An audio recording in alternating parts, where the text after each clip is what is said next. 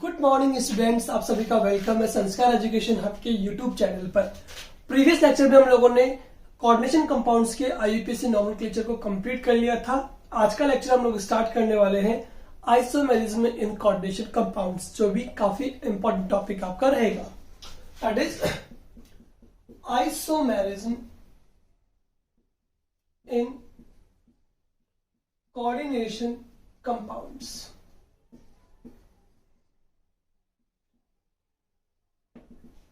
If we talk about isomerism, तो isomerism हम लोगों ने 11th क्लास में भी डिस्कस किया था, पढ़ा था कि आइसोमेरिज्म होता क्या है। आइसोमेरिज्म मतलब होता है वो फिनोमिना जिसमें हमारे पास कोई भी टू और मोर कंपाउंड्स होंगे और वो कंपाउंड आपस में उनका जो मॉलिक्यूलर फॉर्मूला रहेगा वो रहेगा सेम, बट उनकी जो स्ट्रक्चर होती है वो डिफरेंट होती है due to different arrangement of atoms.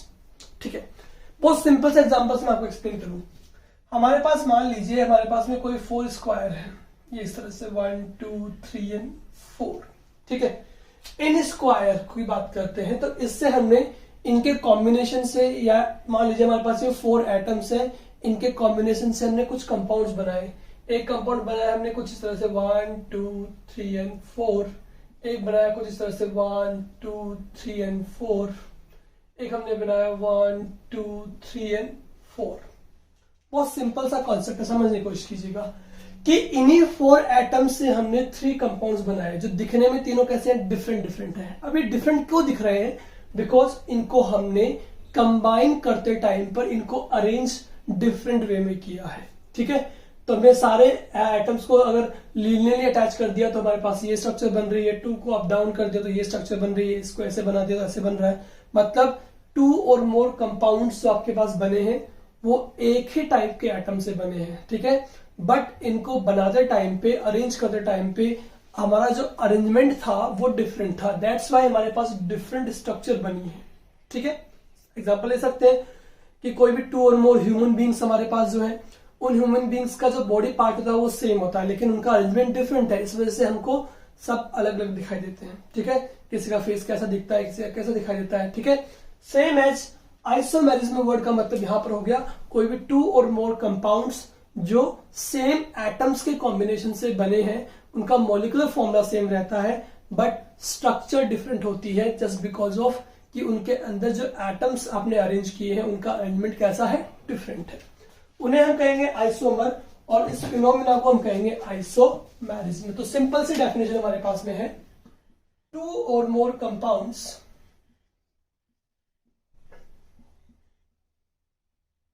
which have same molecular formula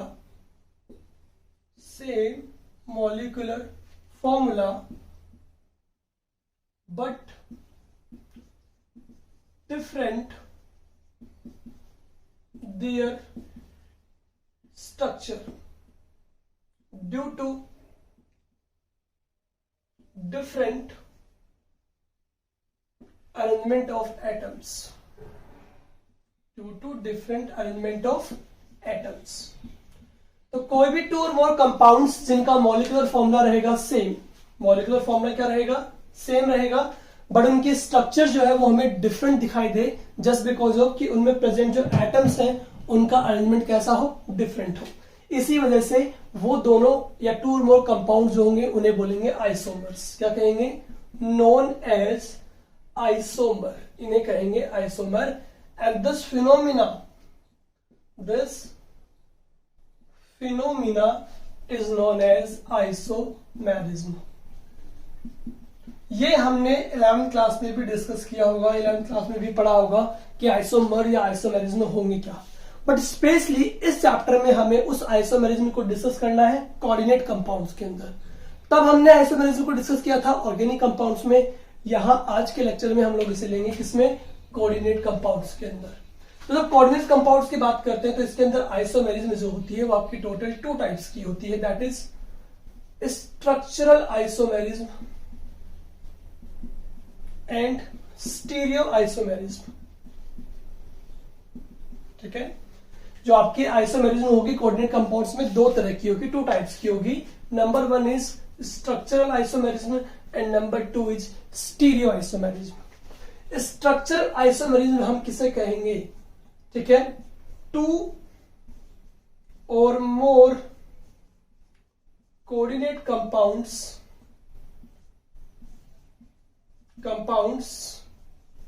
having different structure, क्या होगी उनकी डिफरेंट स्ट्रक्चर होगी due to different arrangement of atom, due to different arrangement of atoms. ठीक है, कोई भी 2 और मोर कोऑर्डिनेट कंपाउंड्स हमारे पास ऐसे होंगे जो सेम टाइप ऑफ एटम से बने होंगे, बट उनकी स्ट्रक्चर जो है वो हमें डिफरेंट दिखाई देगी। अब ऑब्वियसली मैं आपको ऑलरेडी बता चुका हूं कि कभी भी किसी भी कंपाउंड की जो सेम एटम से बने हो लेकिन उनकी स्ट्रक्चर डिफरेंट दिखाई दे, तो जस्ट बिकॉज ऑफ कि उनके अंदर जो एटम्स का अरेंजमेंट किया गया है वो डिफरेंट किया गया है। ठीक है, तो सिंपली स्ट्रक्चरल आइसोमेरिज्म किसे कहेंगे? Structural isomerism. आइसोमेरिज्म के बारे में आपको पता है, स्ट्रक्चरल मतलब डिफरेंट स्ट्रक्चर्स, यानी कोई भी 2 और मोर कोऑर्डिनेट कंपाउंड जिनकी स्ट्रक्चर डिफरेंट होगी बट मॉलिक्यूलर फॉर्मूला क्या रहेगा? सेम, यानी उनके अंदर जो एटम्स अरेंज किए गए वो सेम होंगे, सॉरी एटम्स का जो कॉम्बिनेशन है वो सेम रहेगा बट एटम्स का अरेंजमेंट डिफरेंट होगा। ठीक है, सेम है। अगर हम बात करते हैं स्टीरियो आइसोमेरिज्म की, तो इसे भी क्या कहेंगे कि इसे भी कहेंगे 2 और मोर compounds having different structure due to again different arrangement of atoms in space। ये थोड़ा सा यहाँ पे डिफरेंस रहेगा कि यहाँ पे जो एटम्स का रिलेटिव एटम्स का जो अरेंजमेंट रहेगा डिफरेंट, वो किस में रहेगा? स्पेस में। स्पेस का मतलब सीधे किसकी बात कर रहे हैं? यहाँ पे 3 डायमेंशन की बात कर रहे हैं, X Y and Z coordinate की बात कर रहे हैं। ठीक है, तो ये स्लाइट सा डिफरेंस होता है स्ट्रक्चरल एंड स्टीरियो आइसोमेरिज्म के बिटवीन। स्ट्रक्चरल में आपका 2D होगा जबकि इसके अंदर आपका 3 डायमेंशन होगा। ठीक है, बाकी दोनों में सिमिलरिटी क्या है? दोनों के अंदर आपके मॉलिक्यूलर फॉर्मूला सेम रहते हैं बट स्ट्रक्चर जो होती है वो डिफरेंट होती है। ठीक है, just because of due to different arrangement of atoms.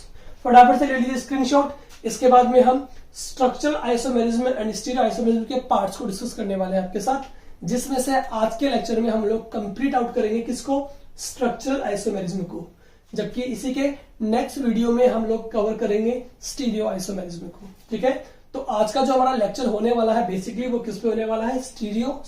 Structural isomerism पे होने वाला है। ठीक है, चलिए, तो ये वाला टॉपिक हम अपने आज के लेक्चर में कवर करेंगे। नेक्स्ट वीडियो लेक्चर में हम लोग लेंगे स्टीरियो आइसोमेरिज्म को। तो फटाफट से ले लीजिए स्क्रीनशॉट, फिर स्टार्ट करते हैं स्ट्रक्चरल आइसोमेरिज्म। चलिए, हो गया।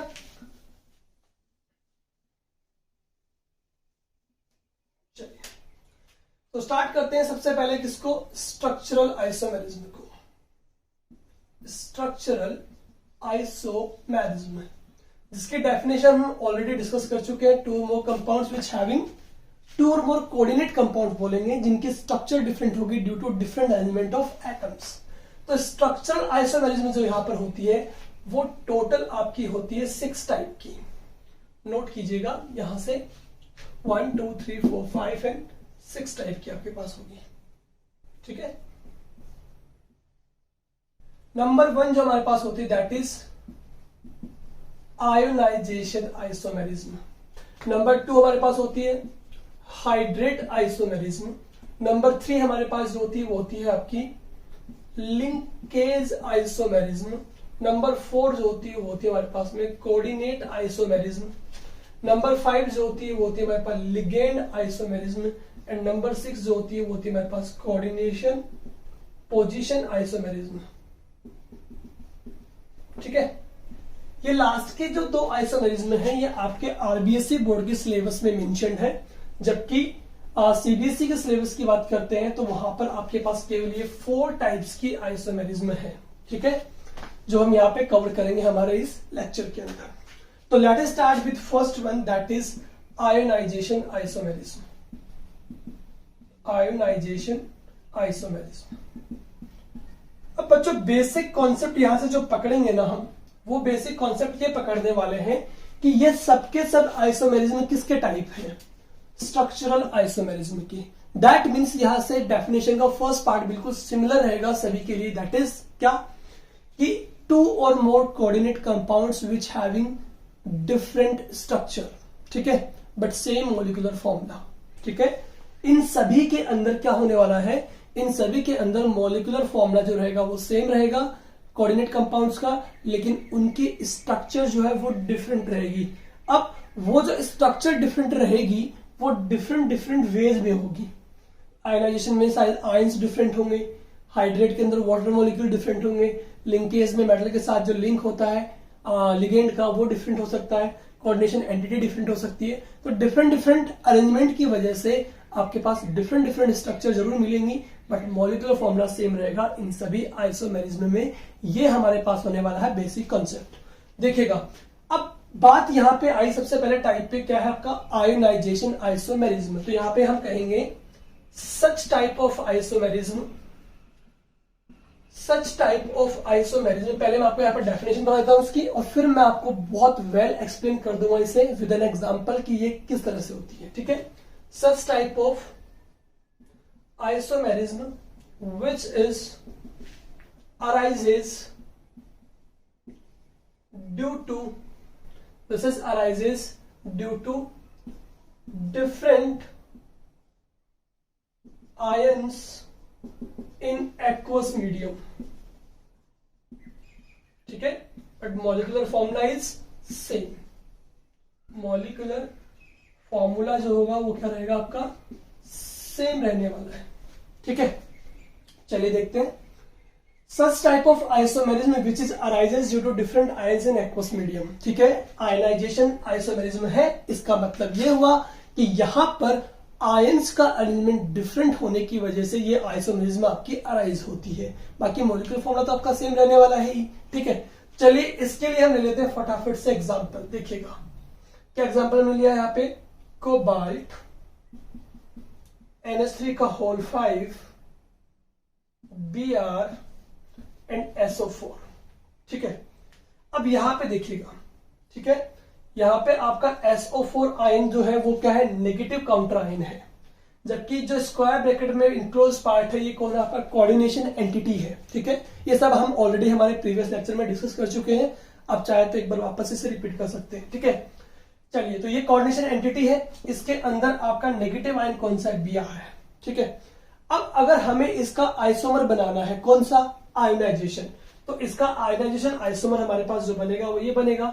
इसके जब आयन होंगे, नेगेटिव आयन को नेगेटिव आयन से रिप्लेस कर देंगे। कोबाल्ट NH3 का 5 सल्फेट को ले लेंगे एंटिटी में, और Br को हम मूव करवा देंगे बाहर की तरफ, किसमें, नेगेटिव काउंटर आयन के फॉर्म में मूव करवा देंगे यहां पर, ठीक है, Br ये वाला, ठीक है। अब देखिए, जब हम इसको एक्वस मीडियम में डिसॉल्व करेंगे बच्चों, इसमें एक्वस मीडियम में वाटर में डिसॉल्व करेंगे, तो ये आपका डिसोशिएट होगा। अब आपको पता है आयनाइजेबल पार्ट और नॉन आयनाइजेबल पार्ट कौन सा होता है। ये वाला पार्ट आपका आयनाइजेबल है जो आयंस में टूटता है, और ये वाला पार्ट जो होता है एंटिटी वाला पार्ट वो आपका नॉन आयनाइजेबल है। सेकेंडरी वैलेंसी है, ये प्राइमरी वैलेंसी है, वर्नर थ्योरी में मैंने आपको बताया था, ठीक है। तो जैसे इसको एक्वस मीडियम में डिसॉल्व करते हैं तो आपके पास बनेगा NH3 का 5 Br, ये तो बनेगा पॉजिटिव, और सल्फेट वाला बन जाएगा आपका नेगेटिव, ठीक है, नेगेटिव आयन बनेगा, ठीक है। अब इसको हम जैसे ये एक्वस मीडियम में डिसॉल्व करते हैं यहां पर, तो हमारे पास क्या बन जाएगा, कोबाल्ट NH3 का 5 और सल्फेट, ये तो बनेगा हमारे पास पॉजिटिव काउंटर आयन, और Br नेगेटिव बन जाएगा हमारे पास में नेगेटिव आयन, ठीक है। तो हमें क्या समझ में आया, सल्फेट आयन मिल रहा है अपन को, और नीचे वाले में हमें कौन सा मिल रहा है, Br नेगेटिव आयन मिल रहा है, जब हम इसे एक्वस मीडियम में डिसॉल्व कर रहे हैं। अब बड़े ध्यान से समझिएगा इस डेफिनेशन को हम कैसे इंप्लीमेंट करते हैं इस एग्जांपल के अंदर। देखिए, ये दोनों कंपाउंड्स को नोट कीजिए, ध्यान से देखिए दोनों कंपाउंड्स को। ये दोनों कंपाउंड्स वो कंपाउंड्स है जिनमें आपका मोलिकुलर फॉर्मूला सेम है। कोबाल्ट NH3 का 5 Br इसमें भी है, सल्फेट इसमें भी है।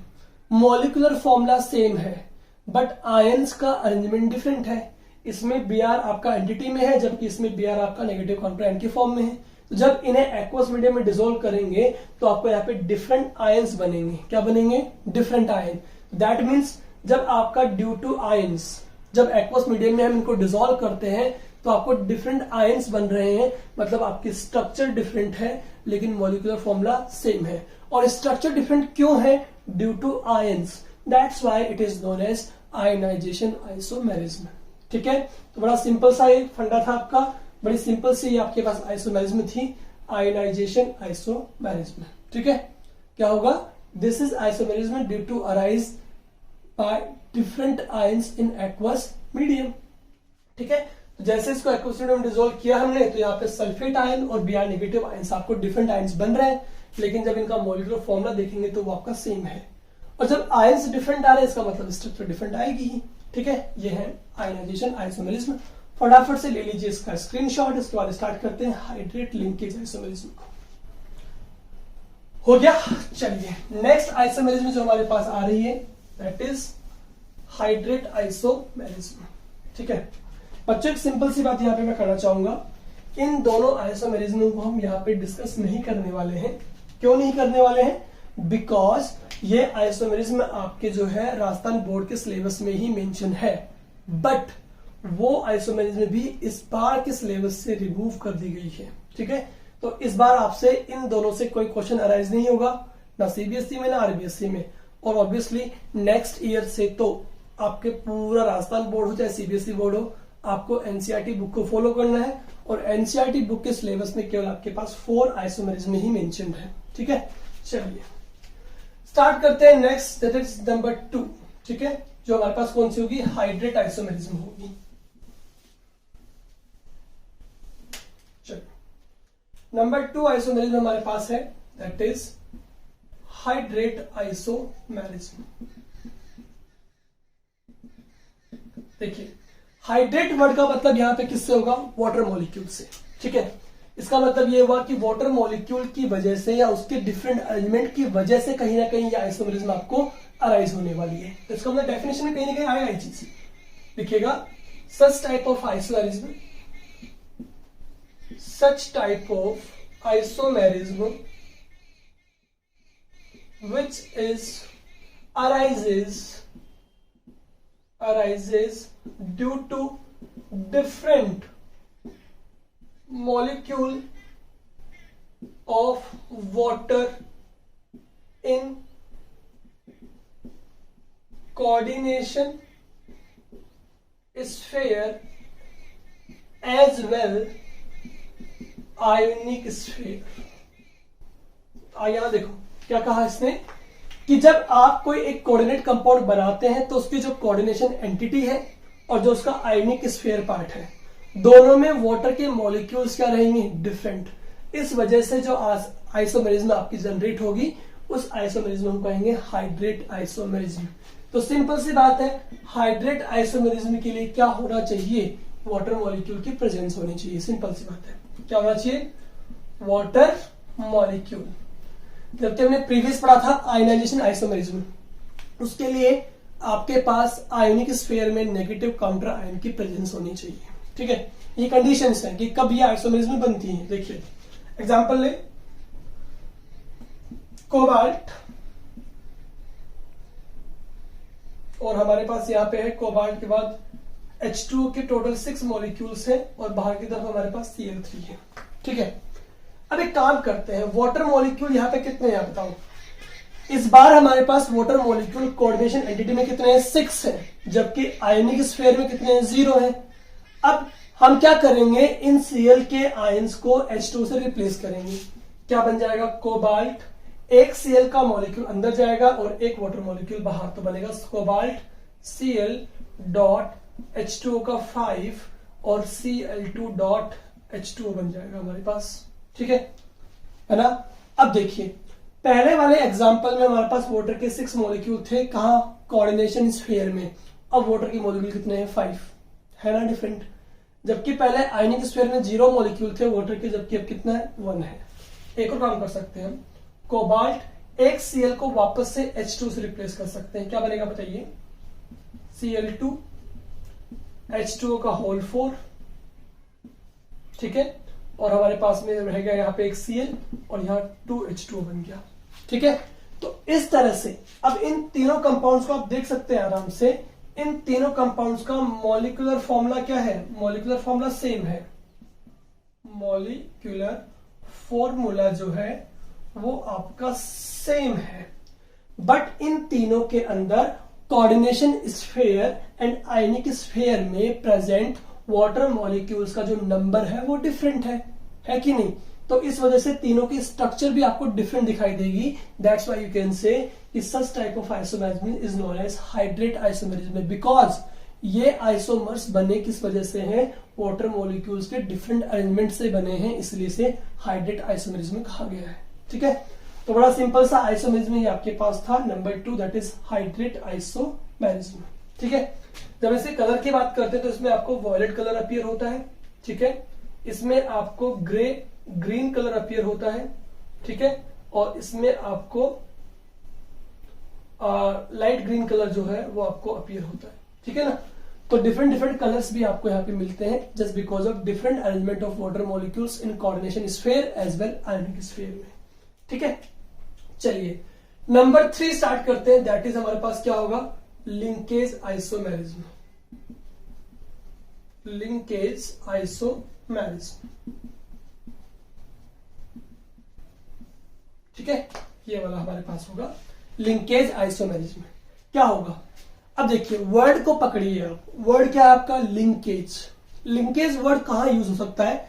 कोऑर्डिनेशन एक कंपाउंड आपके पास है तो वहां लिंकेज वर्ड ऑलवेज यूज होता है लिगेंड और मेटल आयन के बीच, क्योंकि हमें पता है कि लिगेंड वो स्पीसीज है जो आपका इलेक्ट्रॉन डोनर है, जबकि मेटल वो स्पीसीज है जो इलेक्ट्रॉन एक्सेप्टर है। तो इन दोनों के बीच लिंक बनता है, दैट इज कोऑर्डिनेट बॉन्ड। कौन सा बॉन्ड बनता है? Coordinate bond. इसका मतलब लिंकेज कहीं ना कहीं मेटल और लिगेंड के बीच होगी। ठीक है, अब लिंकेज आइसोमेरिज्म क्या होगा? लिंकेज आइसोमेरिज्म वो होगा जहां पर आपका लिगेंड जो होगा वो डिफरेंट एटम से लिंकेज बनाता हो या कोऑर्डिनेट बॉन्ड बना सकता है मेटल आयन के साथ।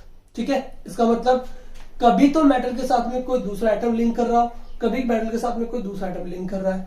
ठीक है, उस वजह से आपके पास डिफरेंट स्ट्रक्चर बनेगी, लेकिन मॉलिक्यूलर फॉर्मूला अगेन सेम रहेगा। तो हम कह सकते हैं such type of isomerism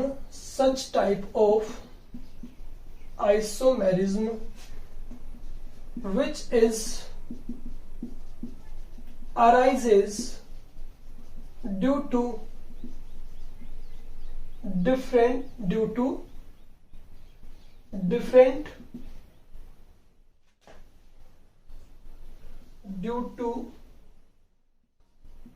linkage of ligand with metal through different atoms।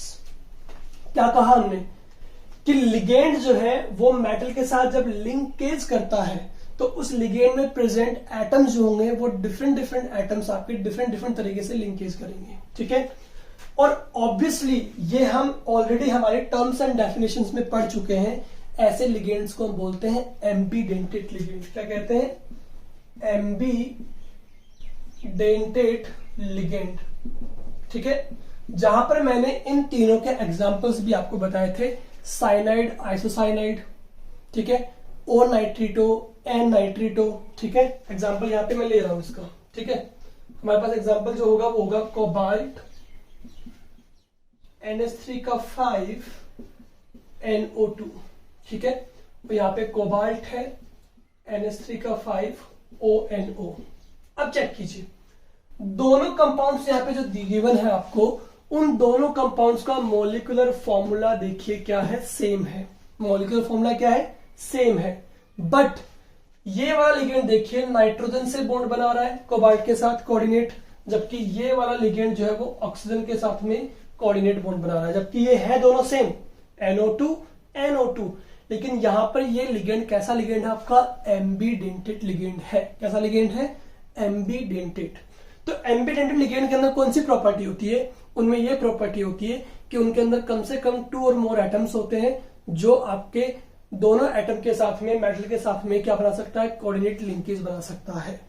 तो यहां पर आप देख रहे हैं कि दोनों कंपाउंड्स का जो आपका मॉलिक्यूलर फॉर्मूला है वो सेम है, लेकिन दिखने में स्ट्रक्चर डिफरेंट है। कहां से? नाइट्रोजन और ऑक्सीजन। मतलब इस वाले कंपाउंड में नाइट्रोजन वो एटम है जो आपका मेटल के साथ लिंकेज बना रहा है, जबकि इस वाले में, इस लिगेंड में आपका ऑक्सीजन वो एटम है जो आपका लिंकेज बना रहा है कोबाल्ट के साथ। तो इन दोनों स्ट्रक्चर में केवल लिगेंड का मेटल के साथ में लिंकेज जो है, कोऑर्डिनेट बॉन्ड जो है वो डिफरेंट है, उसी वजह से आपको स्ट्रक्चर डिफरेंट दिखाई दे रही है, बट मॉलिक्यूलर फॉर्मूला क्या है, सेम। दैट्स व्हाई हम कहेंगे इसे लिंकेज आइसोमेरिज्म। तो इंपॉर्टेंट बात यहां पर यह है कि लिंकेज आइसोमेरिज्म के लिए आपके पास में जो लिगेंड्स प्रेजेंट होते हैं वो लिगेंड कैसा होना चाहिए, एम्बीडेंटेड लिगेंड होना चाहिए।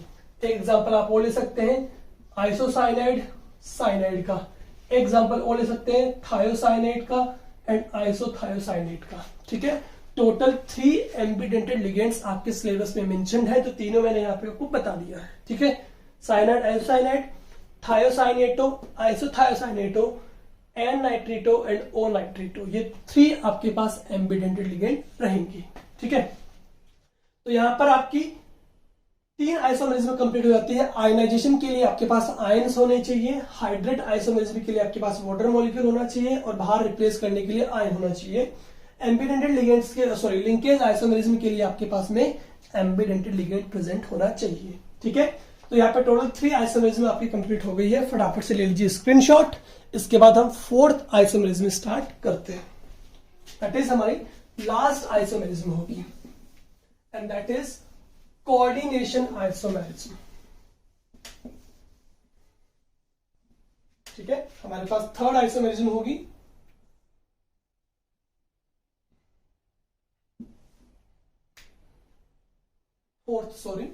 Coordination isomerism.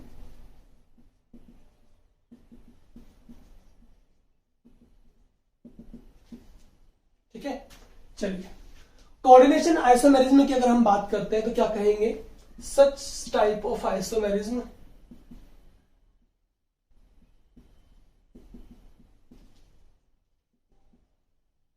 arises due to interchanges of ligands with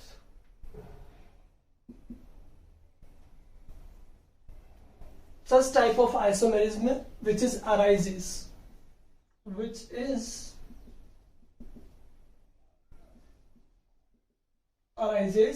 due to interchanges of ligand with cationic and anionic entity। बहुत सिंपल सी बात है। अब आपके पास कह रहे हैं कि आपके पास में 2 टाइप की एंटिटी प्रेजेंट होनी चाहिए, एक कैटायनिक एंटिटी और एक आपकी एनायनिक एंटिटी। ठीक है, तो इसका मतलब ये हुआ कि आपके पास 2 एंटिटी होंगी इस बार।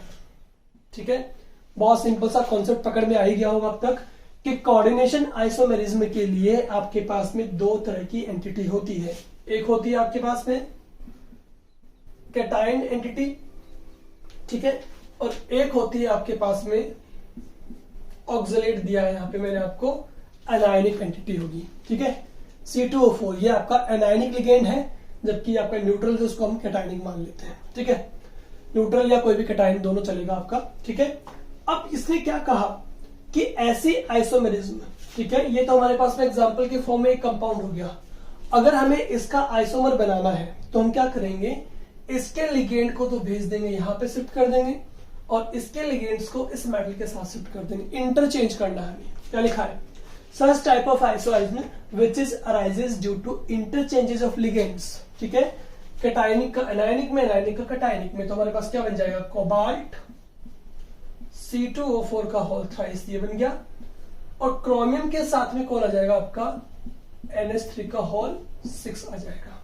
ठीक है, अब ये दोनों जो हमारे पास बन गए हैं ये आपस में है कोऑर्डिनेशन आइसोमेरिज्म। ठीक है, कोऑर्डिनेशन आइसोमेरिज्म होने के लिए आपके पास में 2 तरह की एंटिटी होनी चाहिए, that is positive entity, cationic and anionic entity. तो कैटायनिक और एनायनिक एंटिटी जो हमारे पास होगी, उन एंटिटी में प्रेजेंट जो लिगेंड्स होते हैं वो आपस में इंटरचेंज होते हैं, जिससे जो नया हमारे पास कंपाउंड बनेगा। अब देखिए इन दोनों कंपाउंड्स का आपस में मॉलिक्यूलर फॉर्मूला क्या है, सेम, बट स्ट्रक्चर है डिफरेंट। और स्ट्रक्चर डिफरेंट किस वजह से है? कोऑर्डिनेशन एंटिटी की वजह से, इसलिए कहेंगे इसे कोऑर्डिनेशन आइसोमेरिज्म। ठीक है, बहुत सिंपल सा एक आपका कोऑर्डिनेशन आइसोमेरिज्म था। यहाँ पर आपके पास में जो फर्स्ट पार्ट आपका है स्ट्रक्चरल आइसोमेरिज्म, जिसके 6 पार्ट थे, उनमें से 4 पार्ट जो आपके सिलेबस में मेंशन्ड है, वो 4 पार्ट हमने यहाँ पे कंप्लीट कर लिए हैं। हालांकि 5th और 6th पार्ट आपके पास बचा है, उसको मैं थोड़ा सा आपको एक्सप्लेन कर देता हूं। दैट इज, एक हमारे पास होगा लिगेंड आइसोमेरिज्म। ठीक है, लिगेंड आइसोमेरिज्म। तो इसके अंदर क्या होगा? इसमें होगा such type of isomerism which arises due to different position of ligand। जो लिगेंड होता है उसी की डिफरेंट पोजीशन, यानी लिगेंड इटसेल्फ की वजह से हमारे पास में जो आइसोमर बनते हैं उन्हें बोलते हैं हम ligand isomerism. Like that example मैं ले लेता हूं, यहाँ पे हमारे पास फिनाइल है, फिनाइल ग्रुप C6H5। ठीक है, इस C6H5 ग्रुप में अगर मैं क्लोरीन को ऐड करता हूं सेकंड नंबर पर, ये 1 पे था, ये 2 पे। अब इसी क्लोरीन को अगर मैं ऐड कर दूं किस पे? 3rd नंबर पे। अब इसी क्लोरीन को मैं ऐड कर दूं किस पे? 4th नंबर पर। ठीक है ना, तो ये हो गया 2 क्लोरोफिनाइल, 3 क्लोरोफिनाइल, 4 क्लोरोफिनाइल। तो डिफरेंट डिफरेंट पोजीशंस होती है लिगेंड की। ठीक है, उसकी वजह से कोई आइसोमर बनता है तो उसे बोलते हैं लिगेंड आइसोमेरिज्म। ठीक है, और एक लास्ट जो था आपका वो था 6th नंबर पे coordination position isomerism. Coordination position isomerism explain कर देता हूं आपको। कोऑर्डिनेशन पोजीशन आइसोमेरिज्म के लिए क्या जरूरी है? जो हमारे पास मेटल है, ठीक है, उस मेटल के अंदर आपके एक तो होना चाहिए क्या? एक तो उसमें ब्रिज हेड लिगेंड प्रेजेंट होने चाहिए। मेटल के साथ में कौन से लिगेंड होने चाहिए?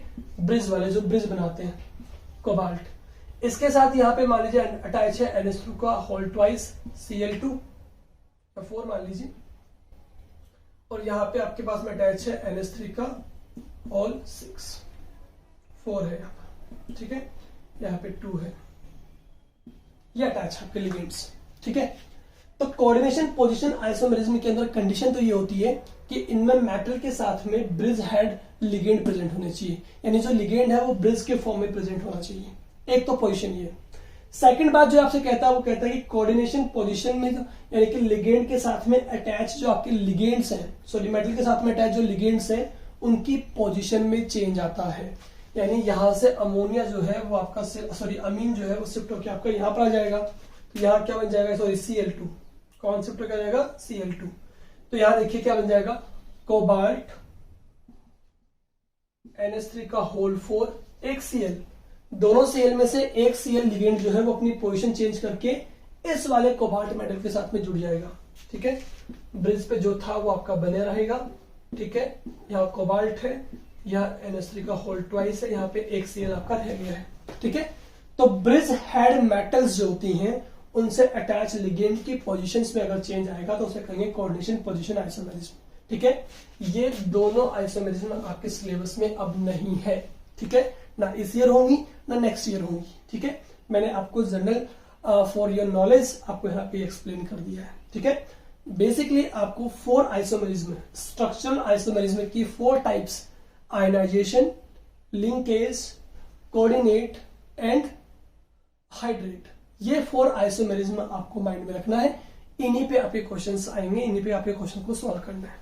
अब देखिए, या तो आपसे डायरेक्टली क्वेश्चन पूछा जाएगा, ठीक है, किस तरह से कि इन आइसोमेरिज्म को एक्सप्लेन कर दीजिए विद एन सुटेबल एग्जांपल, या एक तरीका और होता है इसमें क्वेश्चन किस तरह से पूछा जाता है वो मैं आपको एक्सप्लेन कर देता हूं। यहाँ पर देखिए किस तरह से, फटाफट से ले लीजिएगा इसका स्क्रीनशॉट। एक हमारे पास क्वेश्चन पूछने का जो तरीका होता है वो ये इस तरह का होता है। देखिए, एक आपको एग्जांपल दिया गया है, ठीक है, समझ गए। एक बोला गया है कोबाल्ट NH3 का होल 4 Cl2 और यहां दिया गया Br। ठीक है, आपसे ये कहेगा, ठीक है, एक्सप्लेन, या कह देगा evident that this compound follow ionization isomerism, ionization isomerism, ठीक है, इसको फॉलो करता है। इसे आपको एविडेंट करना है, ठीक है, इसके बारे में आपको एविडेंट देना है, प्रूफ देना है, या इसको एक्सप्लेन करना है कि ये कंपाउंड आयोनाइजेशन आइसोमेरिज्म को फॉलो करेगा। तो वो सिंपल सा आंसर आपके पास में क्या, yes it follow ionization isomerism, because जब हम इसे एक्वस मीडियम में डिजोल्व करेंगे, कंपाउंड बनाइए आप कोबाल्ट NH3 का होल 4, इस Br को इस Cl नेगेटिव आयन के साथ में हम रिप्लेस कर सकते हैं। तो हमारे पास क्या बन जाएगा, Cl, सॉरी Br पहले होगा अल्फाबेटिकली, Br Cl एंड एक Cl आपका बाहर जाएगा, ठीक है। अब जब इसे हम एक्वस मीडियम में डिसॉल्व करेंगे तो यहां पर तो आपको मिलेगा Br नेगेटिव आयन और यहां मिलेगा आपको Cl नेगेटिव आयन, ठीक है। इसका मतलब दोनों को जब हम एक्वस मीडियम में डिसॉल्व करेंगे तो हमारे पास डिफरेंट आयन बनेंगे एक्वस मीडियम में। दैट्स व्हाई कह सकते हैं, we can say that evident that कि this follow ionization isomerism, because in aqueous medium both the compound gives different ions, एक दे रहा आपको Br नेगेटिव, एक दे रहा आपको Cl नेगेटिव आयन, ठीक है। एक क्वेश्चन का टाइप हमारे पास में कुछ इस तरह का हो सकता है, एग्जांपल गिवन अगेन, ठीक है। क्या है क्वेश्चन, कोबाल्ट हमें दिया गया है H2O का होल 4, ठीक है, यहाँ पे दिया गया है Cn का होल 2, ठीक है, और यहां पे दिया गया है आपको Br, ठीक है। अब आपसे पूछा जाएगा this compound, in this compound, in this compound, एक और क्वेश्चन हो गया हमारे पास में, कंपाउंड